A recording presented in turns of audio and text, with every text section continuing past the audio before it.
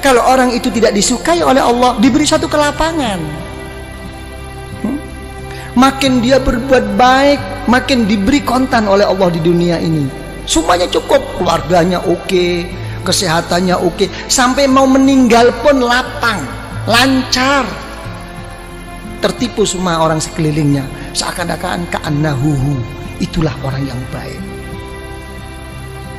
Tapi begitu sudah sampai di sisi Allah, masuk neraka kamu. Oh, saya punya sesuatu, saya dulu habis, surga kamu udah kamu ambil kemarin.